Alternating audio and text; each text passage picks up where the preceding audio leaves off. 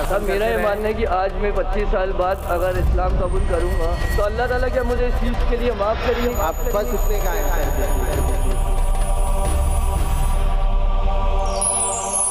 मेरा एक गलत फहमी और एक दूर कर दो। हाँ एक नहीं दो दूर करूंगा। 18 साल पहले जी हाँ, जब वार हुआ था हिंदू मुस्लिम, जी हाँ, ये ऐसा ही क्यों है? हिंदू मुस्लिम ही वार क्यों होता है? बिल्कुल हिंदू सर। ईसाई या सिख मुस्लिम ऐसा क्यों नहीं होता? अगर मैं आपके सवाल का जवाब दूंगा तो दे दो, मेरे को नॉलेज में रहेगा। नॉलेज में रहेगा, लेकिन भाई, बताओ मेरी एडवाइस को फॉलो करेंगे, वापिस से दवा को फेंक देंगे। नहीं फॉलो करूंगा, फॉलो करूंगा, लेकिन आज माशाल्लाह। नहीं, आज नहीं, सॉरी। ठीक कल है। आऊंगा, कल लास्ट दिन है ना तुम्हारा। सुबह कल शाम को आ आएंगे, जाऊंगा, कल आएंगे आप। शाम को आ जाऊंगा। माशाल्लाह, आप चाहते हो और बड़े मजमे में कबूल करें। हाँ, हाँ, इंशाल्लाह कबूल करूंगा, इसमें क्या है? अगर मेरे को माशाल्लाह। पसंद आया, मेरे नॉलेज में बैठ गया तो मैं जरूर इंशाल्लाह। कबूल करूंगा। जबरदस्ती बिल्कुल मत कीजिए, जबरदस्ती कबूल करना हराम है। ना मैं चाहूंगा ना फोर्स करूंगा। अगर इत्मीनान ना तो ही करो, आज करो, कल करो, परसों करो। दुआ है कि इंशाअल्लाह मौत के पहले करो। मौत कभी आएंगी किसको पता नहीं। आपका सवाल था कि हिंदू मुस्लिम ही क्यों होता है, राइट? हिंदू क्रिश्चियन क्यों नहीं होता है? भाई मिसाल के बारे में, जैसे इंडिया पाकिस्तान मैच हो तो ही सब देखते हैं, इंडिया ऑस्ट्रेलिया को कोई नहीं देखता है। बराबर, ये फर्क है। और देखो बिल्कुल पब्लिक हंस भी रही है, बिल्कुल, ये जायज़ बिल्कुल। है, क्योंकि मैं देखा हूँ, क्योंकि मैं 36 उम्र है मेरी, मैं देख रहा हूँ। इंडिया पाकिस्तान का मैच रहेगा तो ही हिंदू मुस्लिम देखता है, माशाल्लाह। और अगर इंडिया ऑस्ट्रेलिया रहेगा तो ऑल देखते हैं, मुस्लिम कम देखते हैं। ये मैं आंखों देखी चीज है, और चाहे तो पूछ सकते हैं मजबे में। आप 36 साल से देख रहे, मैं 45 साल से देख रहा हूँ। मैच को नहीं देखता हूँ, मैच नहीं देखता हूँ, लोगों को देख रहा हूँ। और आप बिल्कुल सही कहते कि हिंदू मुस्लिम क्यों लड़ाई। आप अगर मेरी तकरीर देखेंगे जिसका मौजू था is terrorism a Muslim monopoly, क्या दहशत गर्दी मुसलमान की विरासत है? इसमें मैं ये साबित किया हूँ कि जो लोग इल्ज़ाम लगाते कि मुसलमान दहशत गर्द, बिल्कुल गलत है। चंद लोगों ने शायद गलत काम किया होगा। ये साबित किया है कि आप 100-200 साल पहले देखेंगे, सैकड़ों साल पहले मुसलमान तो हार्डली कोई दहशतगर्द हमला कर चुके, सब गैर मुसलमान। लेकिन मैंने इस तकरीर में कहा हूँ कि दहशतगर्दी जो है ये मोनोपोली है मेरे हिसाब से पॉलिटिशियन की।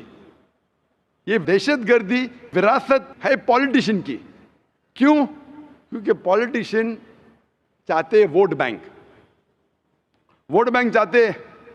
अगर मुझे वोट चाहिए तो क्या करूं मैं? एक ऐसा माहौल पैदा करूं कि वोट डिवाइड हो। आप जानते हैं कितने राइट्स हुए बॉम्बे में, गुजरात में, बाबरी मस्जिद की। मेरे हिसाब से ये राइट्स की ज़रूरत ही नहीं। मेरे हिसाब से मुसलमान आम तौर पे इस देश में मुसलमान और हिंदू अल्हम्दुलिल्लाह सुम्मा अल्हम्दुलिल्लाह अमन के साथ रह सकते, रहते थे, रह सकते। लेकिन ये पॉलिटिशियन लोग वो चाहते वोट बैंक, और वोट बैंक के लिए वो किसी को भी बेच सकते, अपने धर्म को भी, अपने खुदा को भी। ये बात सही है। कोई भी पॉलिटिशियन हो, कोई भी मजहब का हो, सबको बेच सकते। थोड़ा सैक्रिफाइस करेंगे 5%, सीट जा रही है, सबको बेचेंगे, सबको। और आप देखते हैं इस देश हिंदुस्तान में सबसे ज्यादा मजहब की बुनियाद पे अगर दंगा फसाद होता है वो हिंदुस्तान है। क्यों? क्योंकि हमें 60 साल पहले ब्रिटिश अंग्रेज हम पे हुकूमत करते थे। किस तरीके से? उनकी एक पॉलिसी थी, divide and rule. Divide and rule. अंग्रेज तो चले गए, अपनी पॉलिसी छोड़ गए पीछे। तो हमारे हिंदुस्तान के पॉलिटिशियन भी वही पॉलिसी को इख्तियार कर रहे, डिवाइड एंड रूल। डिवाइड करो, वोट बैंक हासिल करो और रूल करो। अरे बाबरी मस्जिद इशू ही नहीं था। क्या इशू है? इशू था ही नहीं, पॉलिटिशियनों ने इशू बनाया। कोई जानता ही नहीं था बाबरी मस्जिद के बारे में, पहले चंद लोग जानते। इशू बनाया वोट बैंक को, और इसका मैंने डिटेल में किया तकरीर। ये पॉलिटिशियन लोग भड़काते आम पब्लिक को। आम पब्लिक अमन चाहती है, वो चाहती, उसको क्या मिलेगा दंगा फसाद करके? लेकिन इन लोगों को भड़काते हैं पॉलिटिशियन लोग। पुलिस चाहे तो इसे रोक सकती है, वो भी सोचती है कि अगर मैं रोकूंगा पॉलिटिशियन मुझे ट्रांसफर कर लेगा, वो भी नहीं रोकती। हम अगर इनके भड़कावे में नहीं आएंगे, इंशाअल्लाह हिंदू मुस्लिम दंगा फसाद होएगा ही नहीं। आप मुझे बोलो इतने बड़े मजमे में लाख से ज्यादा लोग हैं, क्या आपको डर लग रहा है? नहीं डर, क्या डर है कौन आपको मारेगा? कुछ नहीं, बिल्कुल नहीं। माशाअल्लाह, इतने लोग। अगर आप कुरान के खिलाफ भी कहेंगे, मेरे खिलाफ भी कहेंगे, एक भी इंसान आप पे उंगली नहीं उठाएगा, ना हम उठाने देंगे ना कौन उठाएगा, ना उठाएंगे ना उठाने देंगे। ये हमारा मजहब है। आमतौर पे आप देखेंगे धार्मिक लेक्चर्स जब होते थोड़ी क्वेश्चन आंसर होता है। मैं कई लेक्चर में गया, हिंदू धर्म गुरु के, क्रिश्चियन धर्म गुरु के, सवाल पूछने का मौका ही नहीं देते। सवाल होगा तो चिट में। अरे क्यों भाई, अगर आपने तकरीर की तो मुझे हक है आपकी बात से सहमत होने का या आपकी बात से ना मानने का। उन्हें डर है पब्लिक में सवाल होगा तो पोल खुल जाएगा। मुझे भी पता है सवाल जवाब होगा तो मेरा पोल खुलेगा। मेरा पोल एकदम साफ है, इन्ना दीना इंदल्लाहिल इस्लाम। हमारा पोल साफ है। क्या सिर्फ ये मजहब, अल्लाह ताला फरमाते सूरह इमरान सूरह 3 आयत नंबर 19, इन्ना दीना इंदल्लाहिल इस्लाम। सिर्फ मजहब जो अल्लाह ताला मानेगा वो है खुदा के ख्वाहिश के मुताबिक आप चलो। और जितने आप सवाल पूछेंगे उतना आपको यकीन होगा ये दीनुल हक है। और हमारे IRF में भी, हमारे इतने मजमे में,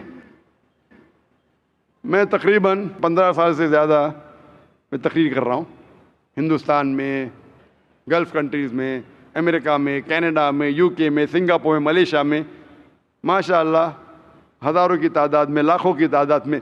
कभी भी एक बार भी किसी ने, किसी मुस्लिम ने एक भी गैर मुस्लिम का कॉलर भी नहीं पकड़ा। कई गैर मुसलमान ने मुझे गाली दी, कुरान के खिलाफ कहा।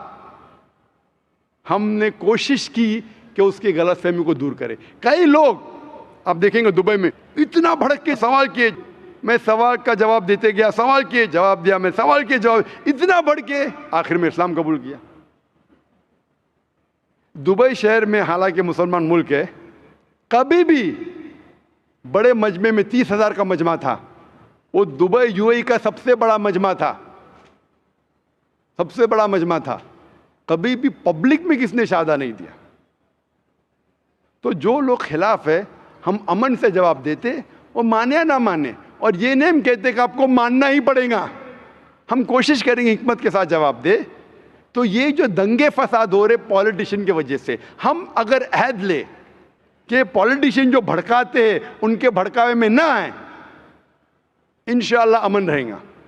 चाहे हिंदू मुसलमान की बात माने या ना माने, मुसलमान हिंदू की बात माने या ना माने, इस्लाम में कभी भी ज़बरदस्ती नहीं है। कुरान में साफ तौर पे लिखा है सूरह अनाम में सूरह नंबर 6 आयत नंबर 108 में कि आप उन लोगों को गाली मत दो जो अल्लाह के अलावा दूसरों की इबादत करते हैं, नहीं तो जहालत में वो लोग अल्लाह को गाली देंगे। हमें दूसरे मज़हब के जो माबूद है उन्हें गाली देने का हक ही नहीं है, हम सिर्फ समझा सकते हैं। तो मेरे हिसाब से ये टेररिज्म, ये दंगा फसाद की अक्सर मतलब 99% मेरे मुताबिक है पॉलिटिशियंस, चाहे अमेरिका में हो, चाहे UK में हो, चाहे इंडिया में हो। अगर हम इनके बहकावे में नहीं आएंगे, ऐसे पॉलिटिशियन पैदा होंगे, आप ऐसा एक माहौल पैदा करो, हक पे तो हम वोट देंगे नहीं तो नहीं देंगे। इंशाअल्लाह अमन रहेगा और शांति रहेंगी और हम एक दूसरे के साथ अच्छा बर्ताव कर सकते हैं। Hope that answers the question. शुक्रिया। और मुझे उम्मीद है कि आप कल आएंगे। हाँ जी, हाँ, कल आप जरूर आना। रात में 8 बजे आऊँगा इंशाअल्लाह, इंतजार करेंगे। ओके, शुक्रिया।